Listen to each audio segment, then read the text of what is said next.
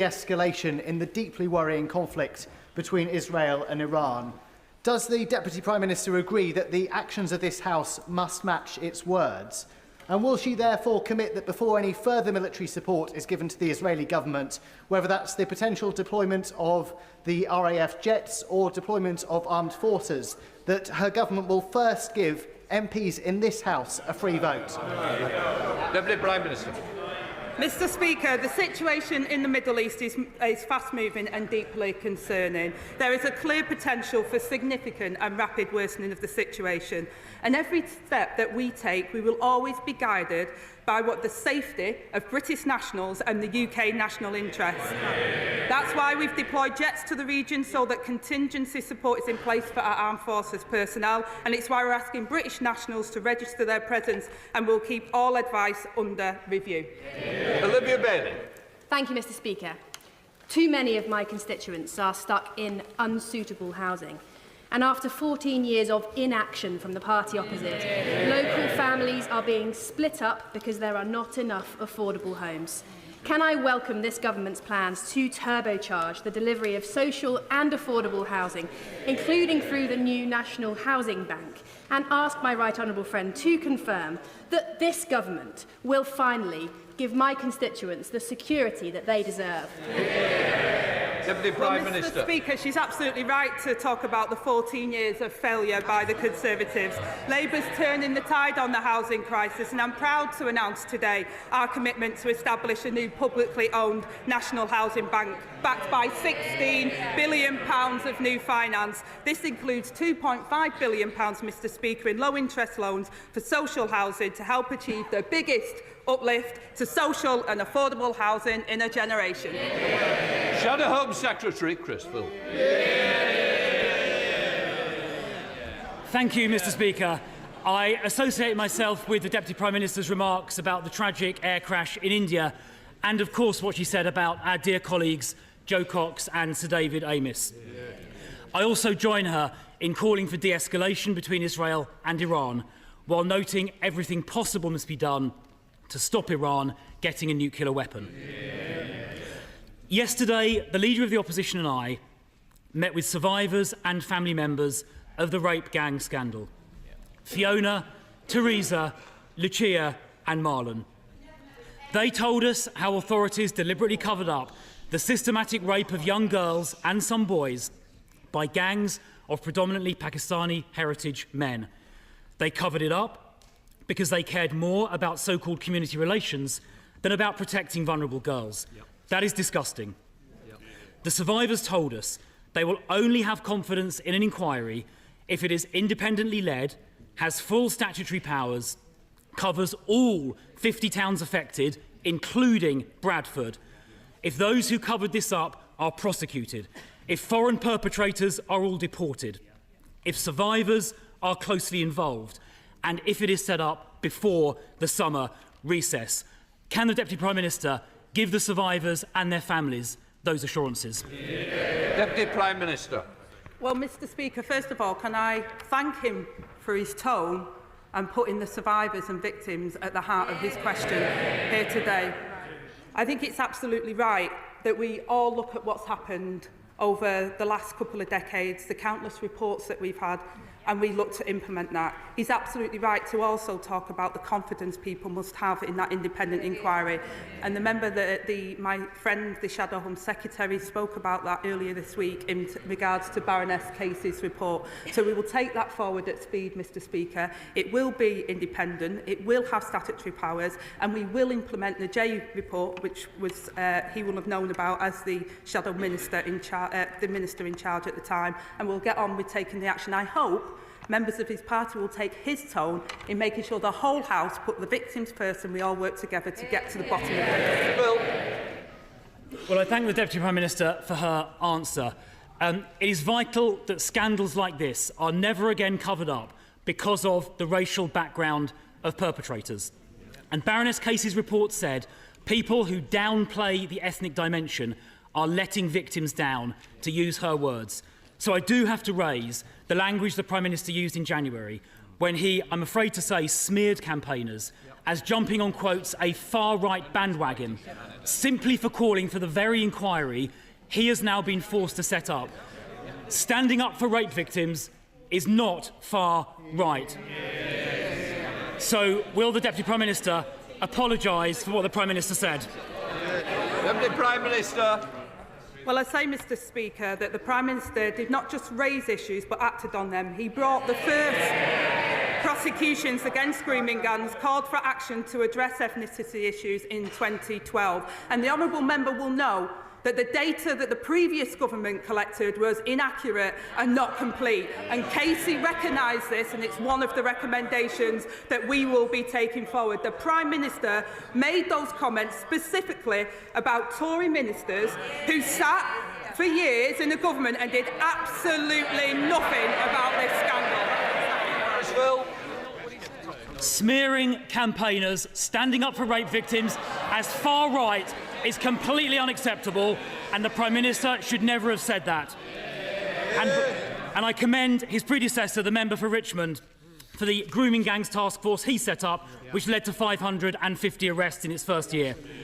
Now, Baroness Casey's report also said that a significant number of rape gang perpetrators were non-UK nationals or were asylum seekers, many of whom entered the country illegally.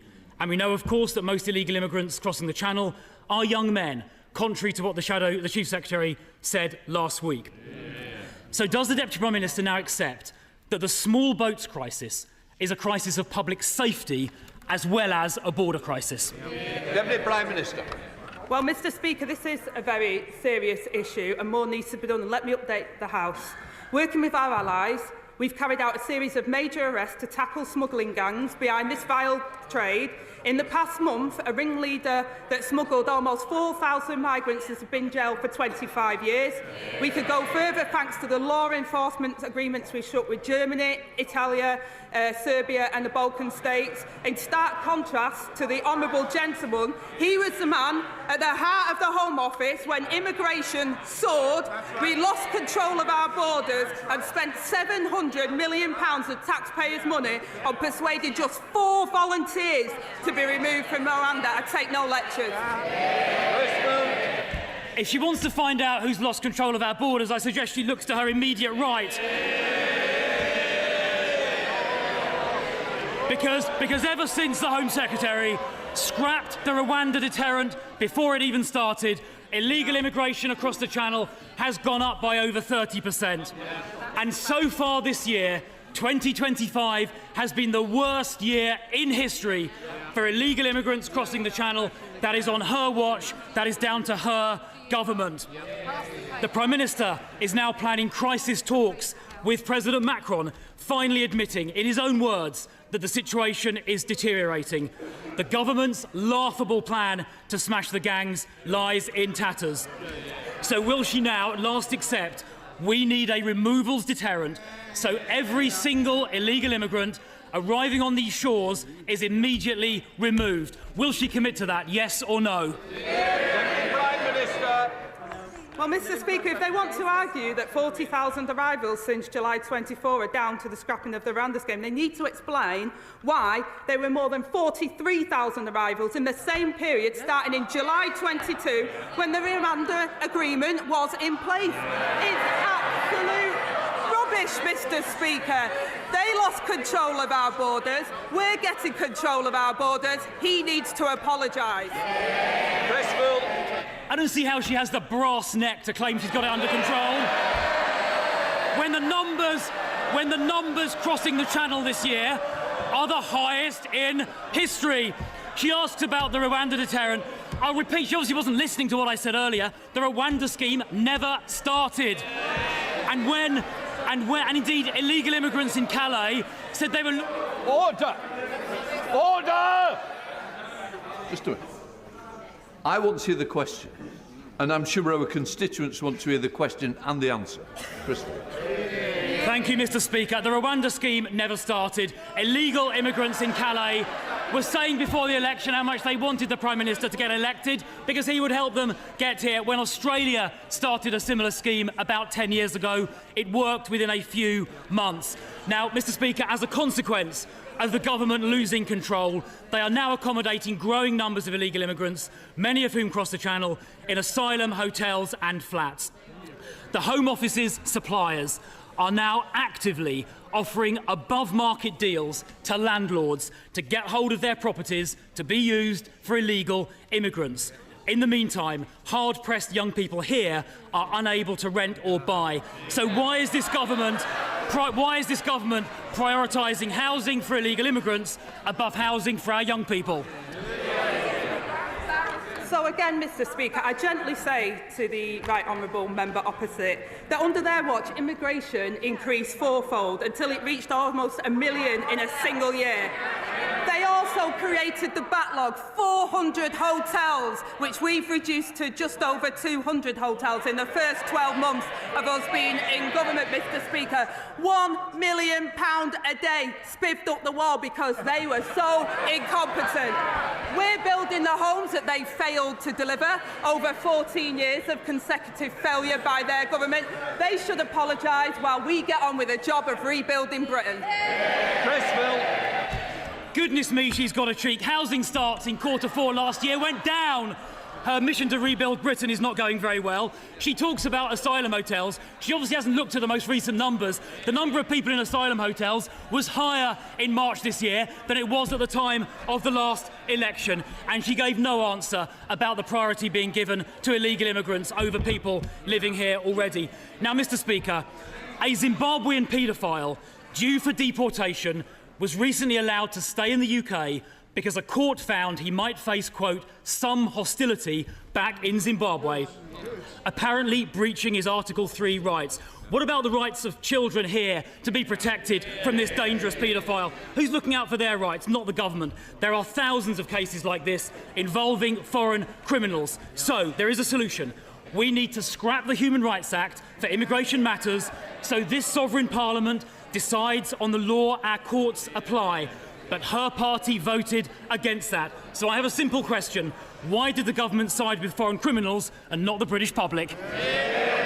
Deputy Prime Minister. Well, again, Mr. Speaker, they had 14 years of failure on these issues. We've also included 4,500 foreign national offenders that have been deported since we came into office, Mr. Speaker, more than they did in the same period. I take no lectures from the Johnny-come-lately who couldn't do anything when he was in office. Annalise Midgley. Mr. Speaker, last Saturday marked 8 years since Grenfell. 8 years fighting for justice. The Hillsborough families, including Margaret Aspinall from Huyton, have campaigned for 36 years for the Hillsborough law. Decades. So can the Deputy Prime Minister tell me today, will this Labour government bring forward the Hillsborough law without delay? Will it honour the promises made to victims of state cover-ups? And will it finally deliver justice for the 97? Deputy Prime Minister. Thank you, Mr. Speaker, and I thank my honourable friend for her question and for the work with campaigners like Margaret in their fight for justice and for mentioning Grenfell, which of course with the 8th anniversary was not so long ago. We remain fully committed to bringing in a Hillsborough law. The state has failed victims and their families too many times in the past, and that is precisely why our focus is now on getting the legislation right. I can assure her that measures will be brought forward as soon as we're confident that they will deliver, Mr. Speaker, the justice victims deserve, and we want to do this at pace. Daisy Cooper, Deputy Leader of the Liberal Democrats. Thank you, Mr. Speaker. On behalf of my party, may I associate myself with the Deputy Prime Minister's remarks about the Air India crash.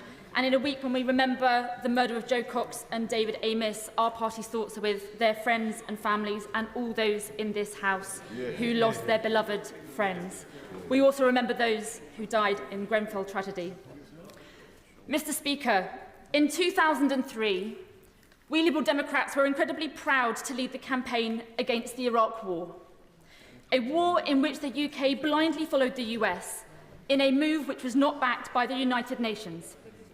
In light of reports that President Trump is seriously considering joining the war between Israel and Iran, launching a US strike against Iran's nuclear facilities. Can the Deputy Prime Minister confirm that if President Trump does do this, that today's Labour government will not blindly follow the US into war again? Deputy Prime Minister. Well, Mr Speaker, the one thing I will say is we agree with President Trump that Iran must never have nuclear weapons. But we've been consistent in urging Iran to engage in the diplomatic process and work with the United States, and we continue to support that diplomatic approach. Lizzie Cooper. Thank you, Mr Speaker. I'm grateful to the Deputy Prime Minister and we support those efforts. Today, the Government is set to unveil its plans to cut personal independence payments and carers allowance, a prospect which one of my constituents described as terrifying. Liberal Democrat analysis of the Government's own data suggests that 1.3 million disabled people are at risk of losing some support. So can the Deputy Prime Minister honestly say, hand on heart, that this is the change that 1 million disabled people and their carers were promised? Well, Mr Speaker, Labour is the party of work and also the party of fairness and social justice. We've announced the plan to get Britain working again, and we're clear on the principles, Mr Speaker, and I want to be clear on that. Those who want to work should be able to work, and those who can never work should be protected. The current system we've inherited doesn't support those that need that support, and also doesn't allow and enable those to get opportunities for employment. I have personal experience of it. I know what the Honourable Lady is saying. I know how some people are fearful of the changes, but this Labour government put its values into place and will ensure that people are supported into it where they can, and where they can't, they are supported. We are the party of the welfare state, Mr Speaker. We set it up back after the Second World War, and we believe it should be there for people who need it, but we should also help people into work. Sarah Champion. Thank you, Mr Deputy Speaker. Mr Deputy Speaker, I welcome the... Yeah? Mr Speaker. Mr Speaker, there's too many deputies in the place today. I apologise. Mr Speaker, I welcome the government's announcement on grooming gangs. I'm sorry for stumbling. I've been floored by the point scoring that's going on around them. On all sides.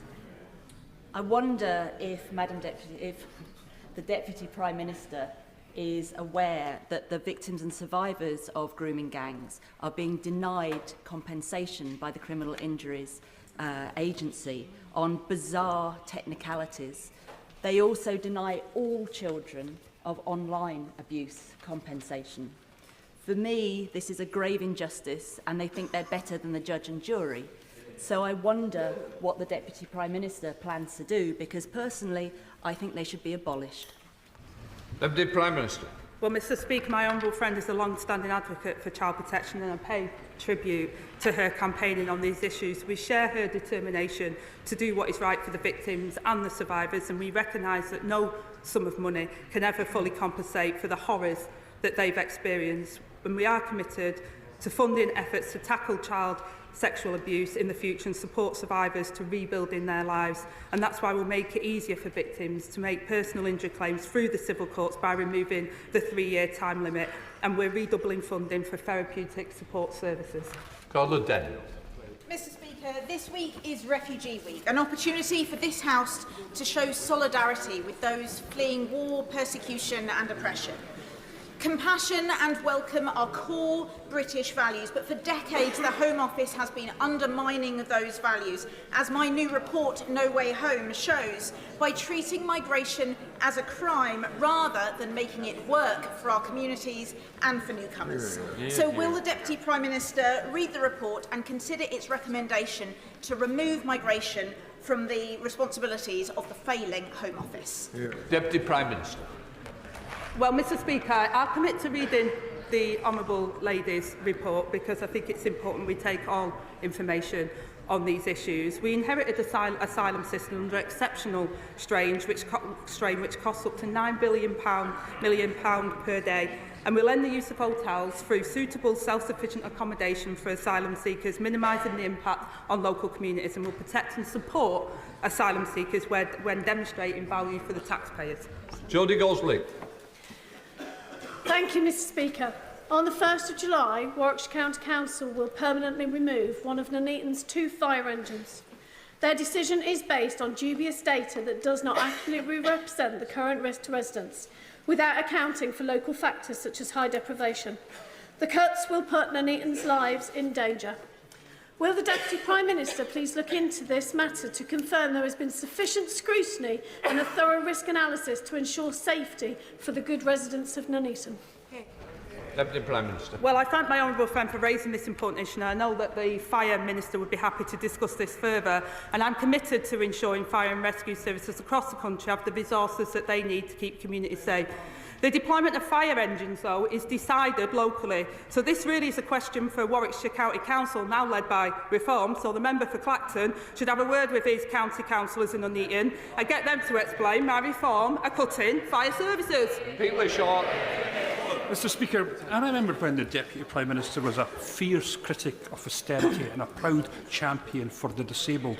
But today, her government is introducing its £5 billion disability cuts bill, which will push another 250,000 people into poverty. Does she agree that everyone has the right to oppose such devastating cuts? So is it the Prime Minister's intention to remove the whip from any Labour MP who does the right thing and votes against these disability cuts? Yeah. Deputy Prime Minister. Well, I gently say to the honourable member that we've given, he talked about austerity, we've given the biggest amount of increase to Scotland. And I've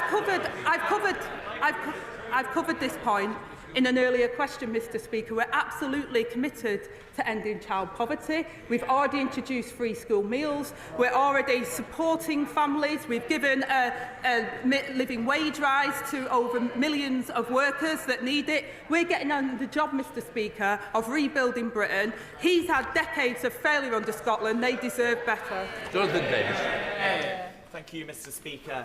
Derbyshire's Derwent Valley is the home of the Industrial Revolution, and it is also now a UNESCO World Heritage Site.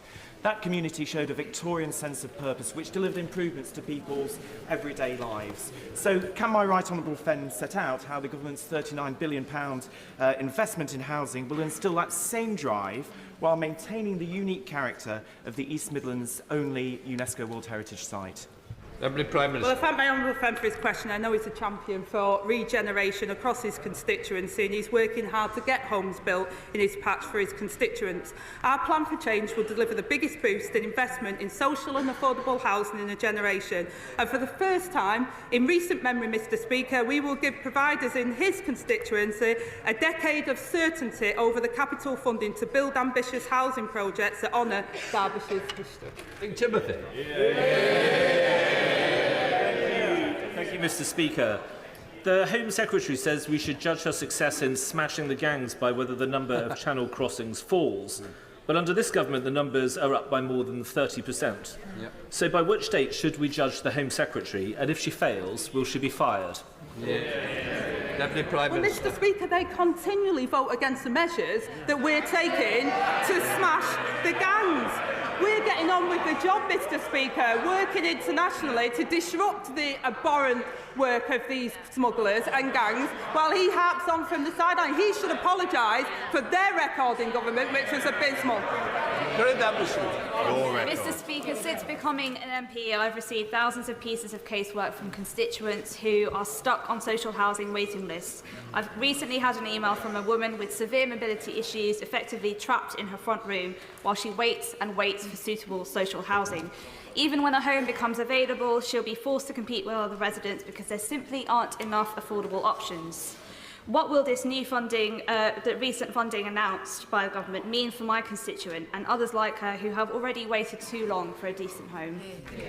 Deputy Prime Minister. Well, I thank my honourable friend, Mr Speaker, for highlighting the case, because it's not an isolated case. We inherited a really dire situation, and there's far too many people that don't have a safe and secure home that meets their needs. My right honourable friend, the Chancellor's announced a record funding, almost double the level provided by the previous government, who ended up handing back the cash for social and affordable homes, and Labour's plan for change, renewing our country and investing in Britain's future. Other House, Sir Edward Lee.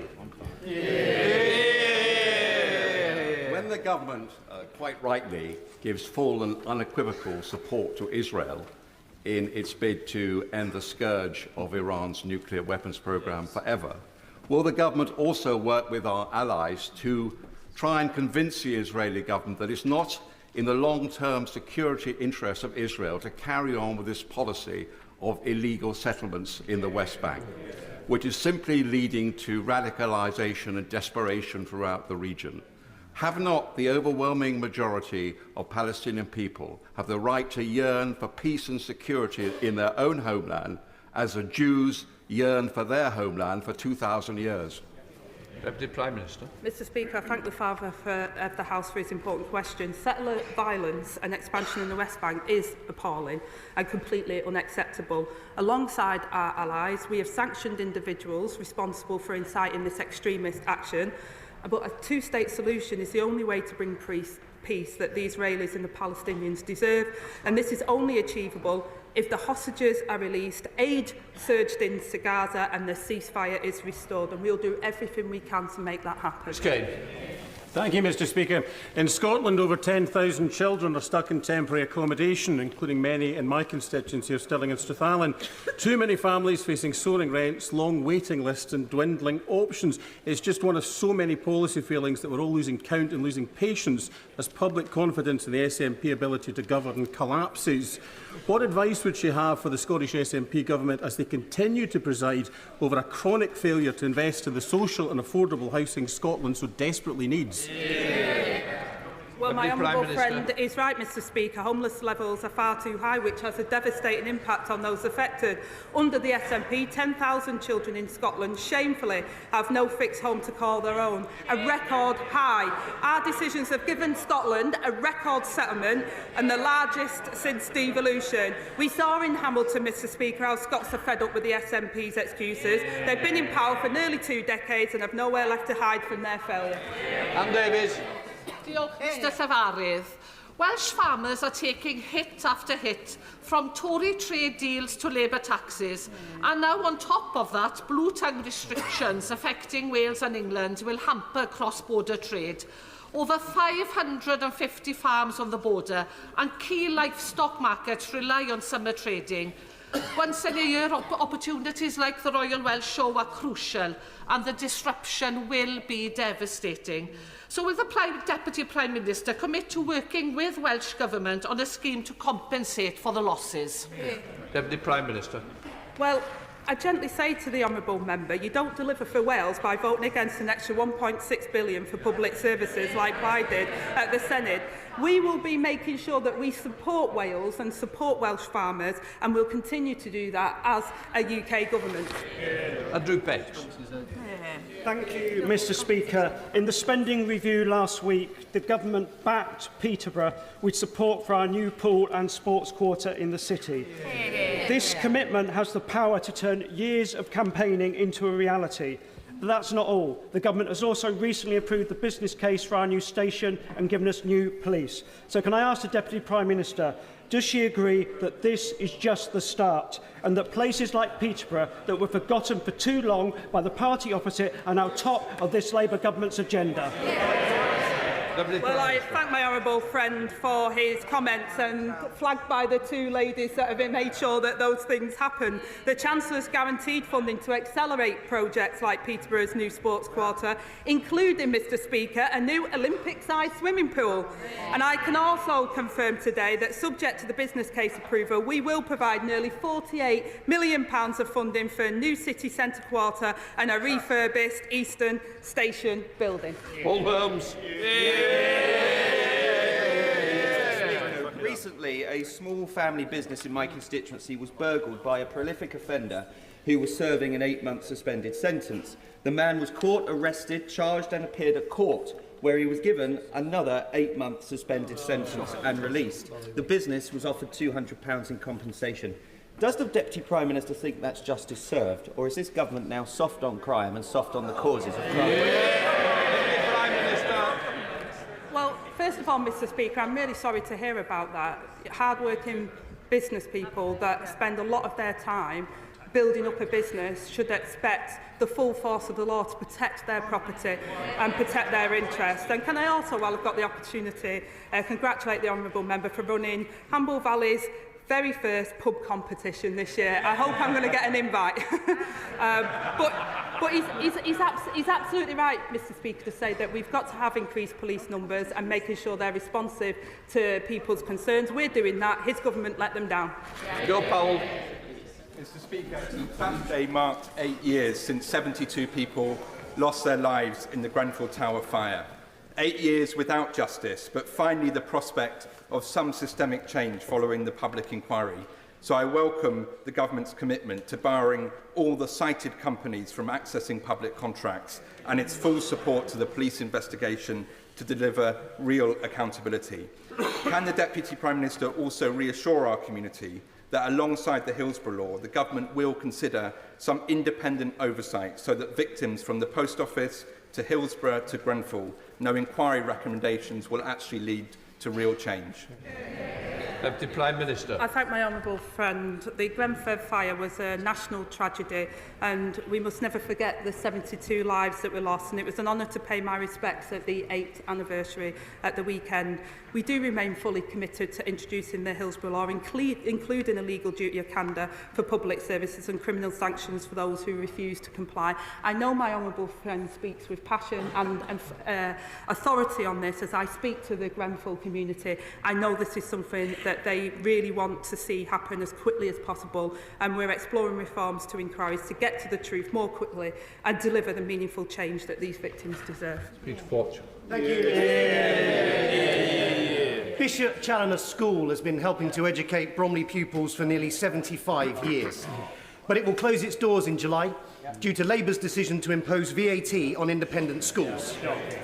Given the Deputy Prime Minister's well-publicised views on independent schools, does she welcome this closure, or would she like to apologise to the parents, pupils and staff? Yeah. Deputy Prime Minister. Well, Mr Speaker, I've said for a long time that the taxpayers of this country shouldn't be subsidising tax breaks for private schools.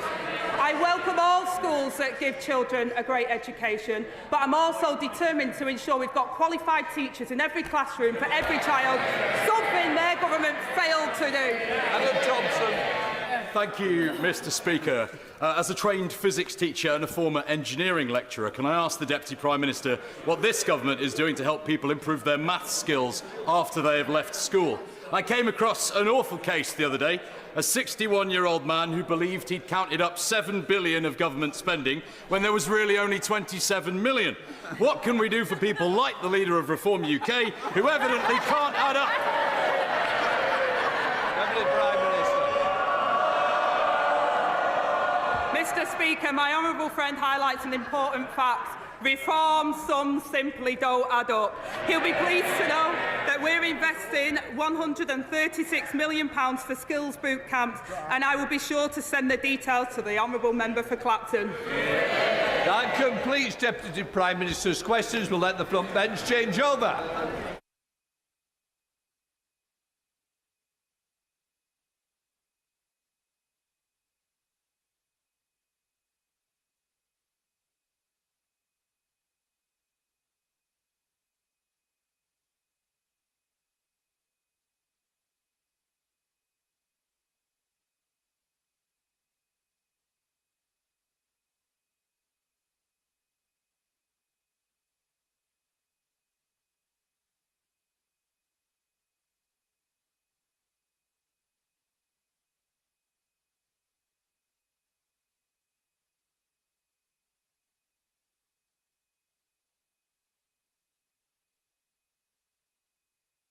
Now come to the statement.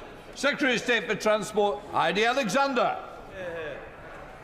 Mr Speaker, with permission, I'd like to make a statement on HS2.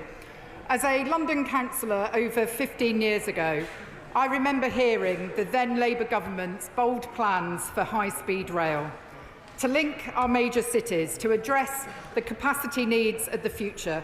And in the words of the then Prime Minister Gordon Brown, to join the high-speed revolution sweeping the world. It was a vision of a confident nation, a clear signal. Our great towns and cities in the Midlands and the North, with potential that had been untapped at best and ignored at worst, could be places of opportunity and aspiration again. That was the promise of HS2. But after a decade and a half of Tory timelines planned then delayed, routes drawn up then cancelled, budgets calculated then blown, promises made then broken, we inherited a project that had lost the trust of the public, that created an image of a Britain woefully unable to deliver big infrastructure projects, and that axed swathes of the country it was originally meant to serve. Phase 1 could end up becoming one of the most expensive railway lines in the world, with projected costs soaring by £37 billion under previous Conservative governments, and £2 billion of taxpayers' money sunk into Phase 2 work before it was cancelled by the previous government. There was also clear evidence of poor management. Despite the 2020 Okavi review advising that government halt construction contracts pending improvements in price and simpler engineering, they pressed ahead regardless. It has been no less than a litany of failure. And today I'm drawing a line in the sand, calling time on years of mismanagement, flawed reporting and ineffective oversight. It means this government will get the job done between Birmingham and London. We won't reinstate cancelled sections we can't afford, but we will do the hard but necessary work to rebuild public trust, and we've not wasted any time. Since July, we have appointed new leadership of HS2 Limited to turn this project around. We've made clear to the new Chief Executive, Mark Wilde, that the priority is building the rest of the railway safely at the lowest reasonable cost, even if this takes longer. We've started the year-long task of fundamentally resetting the project, including commissioning infrastructure expert James Stewart to lead a review into governance and oversight. As part of that reset, we have reduced financial delegations to HS2 Limited, placing a lid on spiralling costs until the reset is complete and we regain confidence. And we've supported Mark Wilde's review of the size and cost of HS2 as an organisation. But today we're going further. Mr. Speaker, I can confirm we've published the landmark James Stewart review and the department's response. The review, commissioned in October of last year by my predecessor, was a tough, independent look at how the Department for Transport and Government delivers major projects. The Government not only welcomes the review, but we have accepted all the recommendations. My department is already delivering on these, specifically across 5 key areas. First, the lack of oversight and scrutiny. Quite simply, there have been too many dark corners for failure to hide in. The Ministerial Task Force, set up to provide oversight of HS2, had inconsistent attendance from key ministers, including the then Transport Secretary and the then Chief Secretary to the Treasury. The Government has re-established the task force with full senior attendance as per the review's recommendations. A new performance programme and shareholder boards will offer much needed oversight and accountability. Secondly, the report highlights HS2 could cost the taxpayer millions more than planned. We'll stop this spiralling any further by delivering all the recommendations on cost control. That starts with HS2 fundamentally changing their approach to estimating costs. It includes certainty over funding, which the spending review has given. And it also means HS2 working with suppliers so their contracts incentivise saving costs for taxpayers. As far as I'm concerned, suppliers should make a better return the more taxpayer money they save. Thirdly, the review identified a deficit in capability and skills, with a fundamental lack of trust between my department and HS2 Limited. I am clear both capability and cultural issues within HS2 must be addressed. The new Chief Executive is already strengthening the organisation, including filling critical gaps in areas such as commercial expertise. And he will be backed by Mike Brown, announced today as the new chair. This is a new era of leadership the project desperately needs, with Mike bringing significant experience as a former TfL commissioner. Mark and Mike were part of the team with me that turned Crossrail into the Elizabeth line. We've done it before and we'll do it again. Fourthly, Euston Station. Between 2019 and 2023, HS2 Limited provided initial designs for Euston Station, coming in almost £2 billion over budget. When asked for a more affordable option, they offered one, costing £400 million more than the first attempt. The word affordable was clearly not part of the HS2 lexicon. The combined cost for these two failed designs, which has now been written off, was more than £250 million. What's more, the previous government announced a Euston ministerial task force. Unbelievably, the task force never met. Mr. Speaker, this government recognises Euston's huge potential, and we've already committed funding to start the tunnelling from Old Oak Common to Euston, and we'll set out more details in our 10-year infrastructure strategy. And finally, we will use James Stewart's findings to transform infrastructure delivery across government.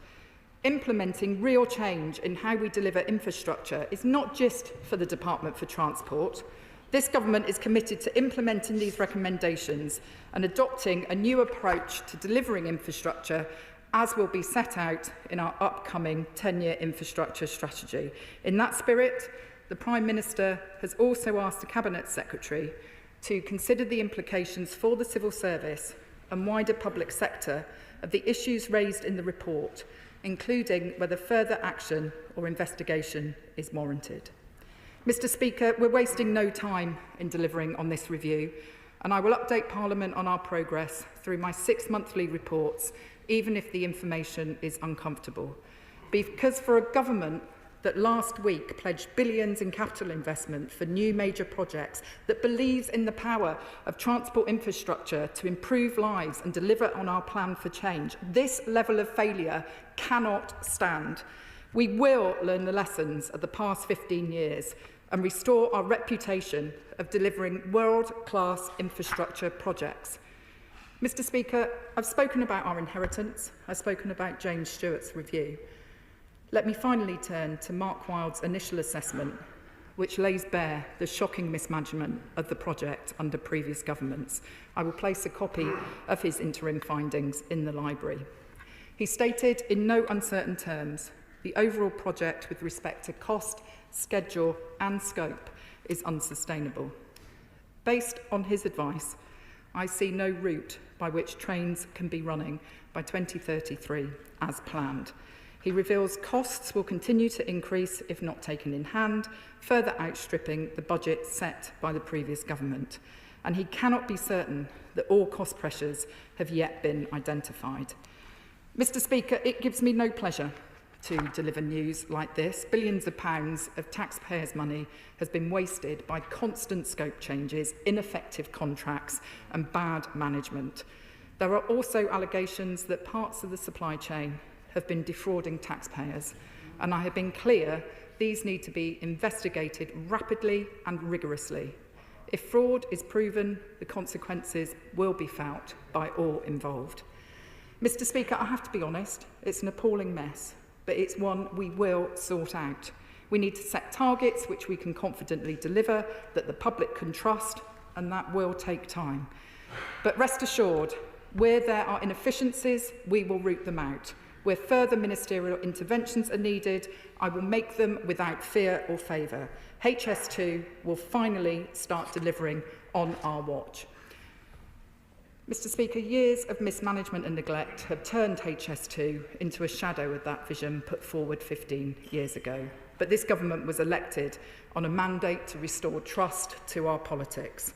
That's why we won't shirk away from this challenge and why today we turn the page on infrastructure failures.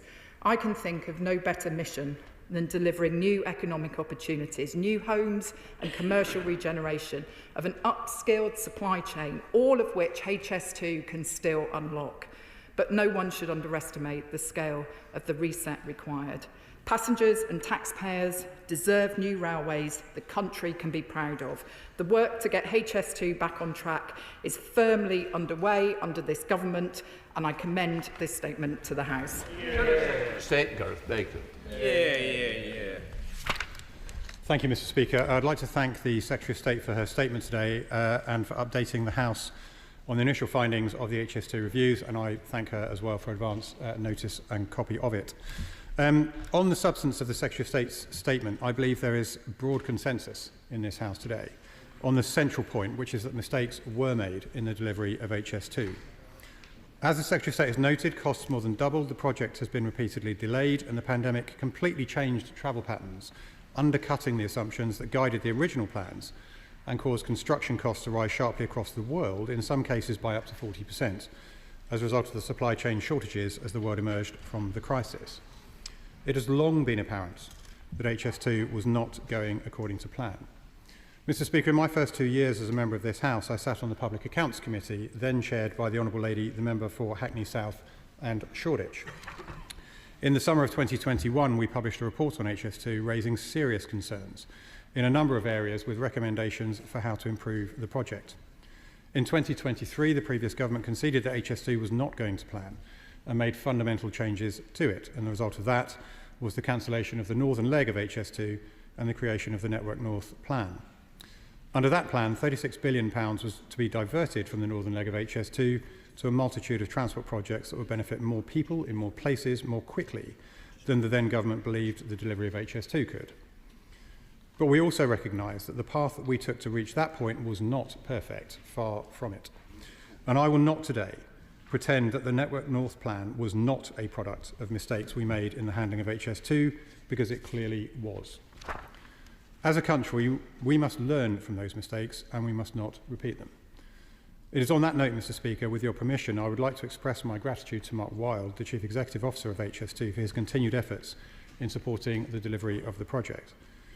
Recognising his leadership in rescuing the Crossrail project in London, it was the Noble Lord Harper, then the Secretary of State for Transport, who appointed him to lead HS2 in May 2024. We are all encouraged to see him playing a leading role in overseeing the correction and completion of the project, because his experience will be invaluable in helping to get it back on track. I would also like to welcome the appointment of Mike Brown as the new chairman of HS2 Limited. Like the Secretary of State, I know him from my years in London politics when he was Commissioner of Transport for London. He is a very capable man, and I wish him well in his new role. The Secretary of State has informed the House of her intention to accept 89 recommendations from the independent review into HS2. I've not yet seen a copy of this report, which I believe is being released today. While we will need to study these proposals carefully before confirming our support for them, I can assure her that if they offer better value for taxpayers, we will back them. Finally, the Secretary of State has raised very serious concerns that taxpayers may have been defrauded by subcontractors. I would like to assure her that if that proves to be the case, I will share her anger and will support whatever action is necessary to get to the bottom of these allegations. I would request that she keeps the House informed as HS2 and HMRC's investigations progress. In closing, Mr. Speaker, I would like to press the Secretary of State on a number of matters. In recent weeks, several projects have been announced by the government that are either funded by Network North or align with its commitments. However, we have yet to see a clear government commitment to either fully support the Network North plan or to scale it back. So can the Secretary of State now provide a definitive update on which elements will proceed and which will be abandoned? It has been reported that officials are considering a plan backed by the Mayor of Greater Manchester to build, and I quote, an HS2 light track between Birmingham and Crewe. Will she confirm if these reports are true? I would like to conclude by turning to the planning system more generally. The whole House will recall that HS2 grappled with legal challenges, High Court proceedings and judicial reviews, all of which added delay and cost. What assessment has the Secretary of State made of the extent to which legal challenges and judicial reviews delayed the delivery of HS2? How can future infrastructure projects be protected from excessive or politically motivated litigation? And finally, does the Secretary of State believe that sufficient action has been taken to prevent some of the more spurious concerns about such things as bats and newts obstructing future vital infrastructure projects? I thank the honourable gentleman for his response and indeed for the tone in which he made his comments, and I was pleased to hear him acknowledge that mistakes had been made on HS2 by the previous government. I think he described the path as not being perfect. Mr. Speaker, I would go as far as saying it has been a shambolic mess. He did strike a sombre note in his remarks. I would ask him perhaps to consider going further once he's had the opportunity to read the full James Stewart report, because I do think an apology on the part of the party opposite for the mess that they left this infrastructure scheme in is undoubtedly warranted. I also thank him for the comments he made about the action that HS2 is taking with regard to the alleged fraud within the supply chain, and I can assure him that I will provide appropriate updates to this House on the progress with the HMRC investigation that is now underway. He also asked me to set out our plans for investment in transport in the Midlands and the North. His party, of course, took the decision to cancel HS2 north of Birmingham. They made wild promises about what they would do with the money that they claimed they were saving. He is kidding himself if he thinks that that money ever existed. What this government did last week in the spending review was set out £15.6 billion of money to invest in local transport schemes across the country, be that in Birmingham, Liverpool, Manchester, Leeds, Newcastle. His approach was a fantasy. He promised the moon on the stick and had absolutely no means to deliver. He asked me to set out the government's plans for enhancing rail connectivity further in the Midlands and the North, and I can assure him that further announcements will be being made, both as part of the government's 10-year national infrastructure strategy and beyond that in the weeks and months ahead. He also asked me to opine on the extent to which litigation has caused delays in the delivery of infrastructure project. He will know that through this government's planning and infrastructure bill, we are tackling this issue, limiting the number of judicial reviews and legal challenges that can be made, because unlike his party, this government is serious about delivering infrastructure. We are serious about providing the stable leadership that this country needs when it comes to infrastructure. I looked up before coming to the chamber today the number of rail ministers that existed in the department under his government, and it was the sum total of 18 in 12 years. It's no wonder that projects of like this were left in such a state of disarray. And so let me tell this House that just as this government has returned stability to the nation's economy, we will return common sense and stable leadership to the delivery of the nation's infrastructure too. Chair of the Select Committee, Ruth Campbell. Thank you, Mr. Speaker, and I'd also like to add my thanks to the Secretary of State for the decisive action that she's taken on addressing the causes of the cost overruns on HS2, and we look forward to having Mark Wilde and the Rail Minister at our committee very shortly. First of all, I actually want to celebrate something that the HS2 leadership should be proud of, and that is the work they've done in skills and workforce innovation. They've provided best practice work across the construction industry and transport projects can and in fact are learning from. But finally, Mr. Speaker, could I urge the Secretary of State to get her department to learn from countries like France and Spain that have managed to deliver extensive high-speed rail projects to time and at a fraction of the cost of HS2 here in the UK.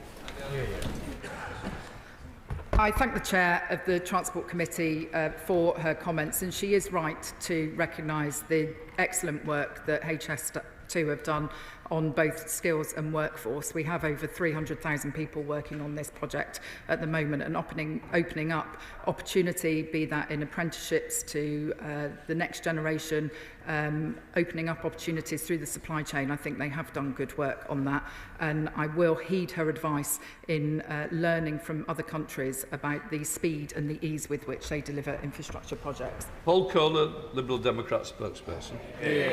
Thank you, Mr. Speaker. Can I thank the Secretary of State for her statement and of advanced sight of it. What we've heard today is clearly a damning indictment of Conservative mismanagement. Connecting our largest cities with high-speed rail was meant to help boost economic growth and spread opportunity. The original idea, a high-speed rail network connecting London to Manchester and Leeds, was clearly the right one. However, what we end up with is years of delay and billions of pounds of taxpayers' money being poured down the drain with no end in sight. The litany of errors the Secretary of State has outlined is truly shocking. It shows the Conservatives were comatose at the wheel. A lack of oversight, trust and planning has left us with a high-speed railway drastically reduced in scale and inflated in price. The shocking allegations of fraud by a subcontractor are emblematic of the Tories' lack of oversight and disinterest in properly safeguarding the public interest and public money, as we have already seen in the scandal of PPE procurement during COVID. We must now make sure any money lost to fraud is clawed back as soon as possible. May I ask the Secretary of State three things? Can she guarantee that if any fraud has taken place, any money lost will be returned to the government and her department as soon as possible, and the police provided with the necessary resources to fully investigate the matter? The Secretary of State has said that the ministerial task force set up to provide oversight on HS2 had inconsistent attendance from the then Transport Secretary and Chief Secretary to the Treasury. Does the Secretary of State agree that these right honourable members should apologise for these particularly damning lapses? And thirdly, we share the Secretary of State's confidence in Mark Wilde and Mike Brown, but can she say when she expects to be able to give the House an accurate assessment of the full costs of the scheme and when HS2 will finally be up and running? Thank you. The honourable gentleman raises three very fair issues, and I agree with his assessment that the previous government weren't just asleep at the wheel, they were comatose at the wheel. He asked whether the alleged fraud that has happened in the supply chain will be fully investigated and whether monies will be returned to the taxpayer. I can assure him that no stone will be left unturned in getting to the bottom of this matter. He's also right to highlight the question of poor and inconsistent attendance by previous individuals who held either my role or the Rail Minister's role and Treasury roles. I think it is imperative that politicians who have oversight for these infrastructure schemes stay close to the detail of what is happening, both through their own officials and directly with the executive and non-executive leadership of the project. That's certainly what I intend to do. I know the Rail Minister has a monthly meeting with the new Chief Executive. We've already held a meeting at the Ministerial Task Force. There's another one due very soon, and I've had multiple one-to-one conversations with the leadership team at HS2. He asks when I will be in a position to provide a full update on costs and schedule. Mark Wilde has told me that he will require until the end of this year to do that full piece of work. I'm not prepared to get ahead of that piece of work because I think that's the way that we've got into problems previously, but he can rest assured that as soon as I do have more information, in addition to the 6-monthly report that I provide to Parliament, I will come back to this House. Graham Stringer. Madam Deputy Speaker, this is the latest national scandal in our attempt to bring in infrastructure schemes on budget and on time. But it's not only the taxpayer who is a victim in the failure of this project so far, it's also the people of the north of England. This was originally a scheme that was intended to help the economies of the North West and Yorkshire and those communities on the way with HS2. So there is a complete failure there. And what we're going to be left with is an extension to the London Underground system. That is not going to help people in Leeds, Bradford, Manchester, Sheffield and elsewhere. And I would ask the Secretary of State to consider safeguarding the original routes, so when we get our infrastructure plans in place, we can build something that this country can be proud of. I would just say gently to my honourable friend that I think the Mayor of the West Midlands might have something to say about his great city being seen as the end of an extension to the London Underground line. I think it's completely right that our two great cities, Birmingham and London, are connected with really high quality rail services. And whilst this is a difficult day in terms of exposing the state that the project is in, I have no doubt that in time this will be a railway that we can be proud of. I would also say to him that I am very aware of forecasted capacity constraints between Birmingham and Manchester and in other parts of the country. We are, of course, investing through things like the Transpennine route upgrade in improving connectivity to other great cities in the north of England. And we're determined to ensure that everyone, no matter where they live in the country, has an excellent public transport system that they can rely upon. Greg Smith. Thank you, Madam Deputy Speaker. My constituency has been devastated by roughly 26 miles of HS2. And I've consistently warned in this House over the last Parliament and this, through the lens of the frankly miserable experience on the ground in Buckinghamshire, of the reasons why there were cost overruns and poor governance and everything else that the Secretary of State has highlighted in her statement today. But if she must persist with this frankly wrong project on a new delay, will she give a commitment to my constituents and the rest of the county of Buckinghamshire how much longer they will have to live in misery as part of a building site? And more importantly than that, look urgently at unlocking some of the mitigation funds that frankly we are finding it incredibly hard to actually access and get spent on the ground as some small, tiny comfort for that human misery my constituents have to live in. Madam Deputy Speaker, it is absolutely essential that we proceed as quickly as possible with the remaining civil engineering works that will have affected his constituents to date. If he wishes to write to me with details of the problem that he has experienced with accessing mitigation funds, I will raise that for him with the Chief Executive of HS2. Thank you, Madam Deputy Speaker. The Conservatives announced that they were scrapping the northern leg of HS2 in a former railway station, summing up their attitude to the railway industry and sending shockwaves through the industry, including through Derby, a rail city that will be building the HS2 trains.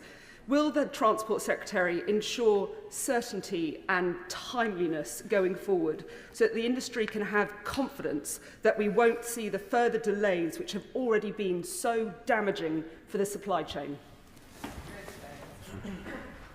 I'm very grateful to my honourable friend for that question, and she is right that certainty is critical for the rail supply chain. It will be a number of months before I'm in a position to confirm with any certainty the schedule and estimated final costs, but as soon as the new Chief Executive, Mark Wilde, has provided that information to me and my department, I will be updating the House. Sir Jeremy Wright. Thank you very much, Madam Deputy Speaker. The Secretary of State knows that HS2 runs through my constituency, and she will accept that what makes my constituents particularly angry about what she's described is that if you're unfortunate enough to find yourself in the path of this railway, HS2 has pinched every penny in compensating you and wasted millions elsewhere. So can she assure us that as part of the reset, line drawing, page turning, however she describes it, that will happen now, she will look as part of that at how people are compensated when they are affected by major infrastructure projects such as this? And will she also accept that it would be sensible to look at how Parliament can look again at a project whose budget and timescale has ballooned as this one has, and decide whether it still thinks it's worthwhile use of taxpayers' money? I think the right honourable gentleman is right to point out that we do have some form as a country in seeking to gold plate infrastructure projects, and I know that the last government talked about this railway being the fastest and the best in the world, and quite frankly I would like this country to do things well and to do things properly. I think the point he raises about compensation is one that any government should keep under review, whilst bearing in mind the need to provide value for money to the taxpayer. And I can assure him that I will make sure that any future infrastructure projects that I am overseeing when I am in this role, I will make sure that the House is appropriately updated and we proceed with transparency on the costs and the benefits of the schemes in question. Callum Anderson. Thank you, Madam Deputy Speaker, and I thank the Secretary of State for her statement and the candidness with which she's delivered it. The villages that I represent in North Buckinghamshire, be it Toweston or Westbury, Quainton or North Marston, communities that I know the honourable gentleman, the member from Mid Buckinghamshire, will be very familiar with, have for too long faced chaos and disruption from HS2 and their contractors, and news that there will be yet more delay will cause them significant distress. So can she update the House and explain what additional support, practical support, financial or otherwise, her department plans to give rural communities like mine over the years ahead? Yeah. I think the biggest reassurance that I could give to my honourable friend is my cast iron commitment to make sure that we proceed as rapidly as possible with completing the remaining construction works, which I know will have had an impact upon his constituents. And whilst I can't commit to further compensation from the dispatch box today, if there are particular problems that his constituents are experiencing, he should not hesitate to bring those to the attention of me and my department. Sir Geoffrey Clifton-Brown. Thank you, Madam Deputy Speaker. I welcome the Secretary of State's statement this afternoon, and I don't disagree with a word of her analysis of what's gone wrong in the past. The PAC, which I have the honour to chair, has 8 reports, comprehensive reports over the 13 years of this project. There are some common themes throughout those reports.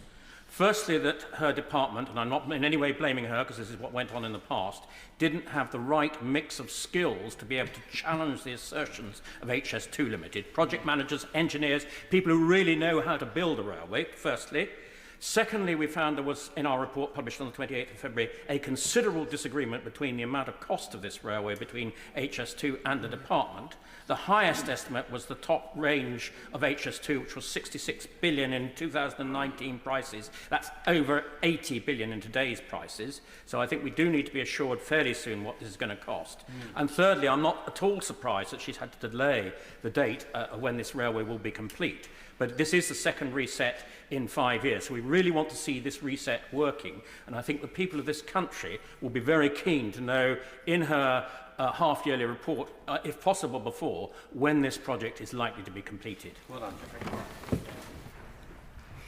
I'm grateful to the Right Honourable Gentleman for that contribution. I'd like to thank him and his colleagues on the Public Accounts Committee for the work that they've done over many years on this. He is right to highlight the need for skills within government to act as a strong client to HS2 Limited, and we also need to make sure that we've got the right commercial acumen within HS2 as well, and I know that's something that the Chief Executive is working on. I must disappoint him though. I think it is unlikely that in my next report to Parliament, which I think is due before the summer recess, that I will be able to provide any concrete information on a new schedule, window and a new cost envelope, because I think that work is going to take the Chief Executive towards the end of the year before we're in a position to make that information public. Thank you, Madam Deputy Speaker. My constituents know more than most the daily misery of HS2 construction, particularly in the villages of Waterorton and Kingsbury and the town of Coleshill, and they will welcome my Right Honourable friend's statement today. I met with the new CEO, Mark Wilde, on Monday to discuss the reset, and I'm delighted that he accepted my invitation to come to Waterorton to the Spud Club and talk to residents there. Does she agree with me, though, that it is time that the dust settles on this project, that we end the failure of oversight, the scandalous overspends and the suggested fraud. And the dust settles on the project rather than it settling on my clients' clean washing, their cars and their clean windows. My honourable friend paints a graphic picture, and I do understand that when large infrastructure works are happening, then those who live closest to those schemes will often face disruption in their daily lives. And so let me put on record my thanks to the residents in Kingsbury, Coleshill and Morton Orton for their patience with this project. And I agree wholeheartedly with her that we do need to, once and for all, put an end to this cycle of overspends, delays and waste, and get on and build a railway that is fit for the 21st century. Thank you very much, Madam Deputy Speaker. The disastrous decision by the previous Conservative government to stop works at Euston Station dented investor and commuter confidence in our railways and in major infrastructure delivery. Their failure to keep costs under control and to manage the basics of the projects, simple things such as turning up to meetings, has created the quagmire that High Speed 2 finds itself in today, and I do not envy the task of the Minister. I'm glad to hear the Government sees the huge potential of a comprehensive redevelopment of Euston Station, but can the Minister reassure me that we will not end up with a cut-price station that does not realise the potential of the project? I will provide that assurance to him. This is a once-in-a-generation opportunity to not only re-provide the existing Euston Station, which will frustrate many colleagues in this House at times and their constituents, I am sure, but also to provide the new HS2 station there and to unlock land around that station, both for the delivery of new homes, but there's a massive commercial regeneration opportunity in the heart of London as well. It's a really exciting opportunity and one that we will be saying more about in the coming weeks. Andy Slaughter. Thank you very much, Madam Deputy Speaker. Delays in HS2 have blighted parts of West London around the main site at Old Oak.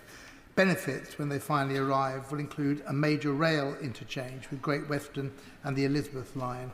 Will the Secretary of State look at opening the Elizabeth line station at Old Oak as soon as is feasible, not waiting for HS2 to begin operations? And will she reclaim some of the goodwill of the people of West London by directing a tiny fraction of the costs of HS2 to the repair of Hammersmith Bridge?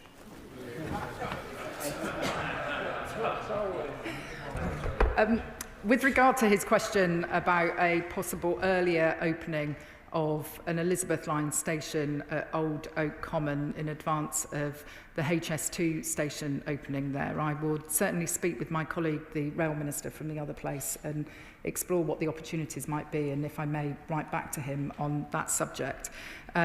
He may also have heard in the spending review last week, the Chancellor announced that we are opening and funding a structures fund to enable local authorities who have assets which are very costly to repair to bid to government for help with repairing dilapidated bridges, tunnels, etc. And so I will be saying more about how that fund will operate in due course, and as we have done for many years, I'm sure we will be talking about Hammersmith Bridge again. Sir Gavin Williamson. Thank you, Madam Deputy Speaker. And can I thank the Secretary of State for the clarity of her statement. There's vast swathes of Staffordshire that are currently owned by HS2. A third of the village of Hopton is under HS2 ownership. This has an enormous impact on farmers, people who live along the route where there's so many empty houses sit. Can the Secretary of State give my constituents the reassurance that that farmland and those houses will be returned back to farmers and people who want to actually live in those communities? I will be saying more on the safeguarded land and the directions that apply to the safeguarded land in due course. Martin Wrigley. Thank you, Madam Speaker. I thank the Secretary of State for the actions she's taken today. Clearly well necessary, and it sounds like we are on a better track. However, HS2 provides little or nothing to the rail users in the South West, other than the ongoing delays during construction and operation of Old Oak Common. Will the Secretary of State consider funding or prioritising the funding for the critical final phase of the Dawlish rail resilience work that will help businesses and rail users in Devon and Cornwall, and perhaps even in Swindon? He tempts me into talking about the Dawlish scheme. I must admit this is a topic that I will need to take up with the Rail Minister, and I would be happy to provide a response in writing to him on the merits of that particular scheme. Dr Ruperhook. Thank you, Madam Deputy Speaker. I'm grateful to my right honourable friend for her honest setting out of this latest reset necessitated by the mess the Tories left. As MP for Old Oak Common, I found that this week 8 separate associations across 2 boroughs have banded together to create the Old Oak Alliance to fight for compensation and mitigation as it is. And for them, it will be bitterly disappointed that this is even more prolonged disruption now. I wondered if she might meet with me, or better still, come on a site visit to meet them and see what they're putting up with. Because we're dealing with a company here whose idea of engagement is jam tomorrow and death by PowerPoint.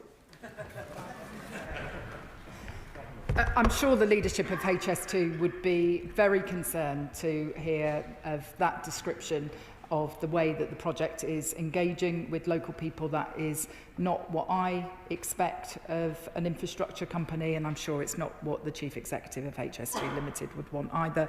I'd be very happy to meet with my honourable friend. Esther McRae. Thank you very much, Madam Deputy Speaker. The previous government cancelled phase 2 of HS2, and from what the Minister said today, I understood it to be that it remains cancelled and phase 2 of HS2 won't be reinstated. That being the case, can the Minister let me know when the land that is now being safeguarded by HS2, particularly in the mid-Cheshire section, will be lifted? I'm afraid I can't give the Honourable Lady a date today, but I can assure her that this is an issue that I am fully cognizant of. What we need to look at is whether there is any requirement in future for any future schemes, and as soon as we're in a position to provide updates, I will come back to this House and be sure to provide honourable members with all the relevant information. Laura Kirkesmith. Deputy Speaker, the HS2 line runs down the west side of Aylesbury, and it will bring no benefits to Aylesbury at all, I'm afraid, and yet my residents have suffered years of noise, disruption, flooding, loss of access to the countryside and destruction of their natural environment as a result of its construction. I'm pleased that the government is getting a grip on this, and I really commend the Secretary of State for her honesty and her focus on this today, but understandably my constituents will be concerned at the news of further delays and potential further disruption. So can the Secretary of State confirm that she will do everything in her power to hold HS2 and its contractors to account to minimise the ongoing disruption for my long-suffering residents? I can assure my honourable friend that we are determined to see the main works civil engineering contracts completed as soon as possible. This, of course, is the element of construction that does generally create most disturbance to local communities, and we are pretty much at peak construction now. I would like to thank her constituents for their patience whilst we continue to deliver this vital new piece of rail infrastructure. Nigel Farage. Thank you, Madam Deputy Speaker. I have campaigned against this HS2 project ever since 2010, up and down the line. I never believed the original 35 billion price tag. Furthermore, it only would have benefited rich businessmen and driven businesses from the north of England to London. It would have had the opposite effect. Has the moment not come, rather than having another reset, to recognise this is a failure? Let's scrap HS2 let's use the tens of billions of pounds we can save in the next decade to upgrade railway lines across the entirety of the United Kingdom to the benefit of many millions, and spend the rest on other national priorities in these financially straitened times. Surely the time has come to scrap the entirety of the project and recognise we've got it wrong. Madam Deputy Speaker, we are not going to be a country that spends over £30 billion on rail infrastructure but then never sees a train running on it.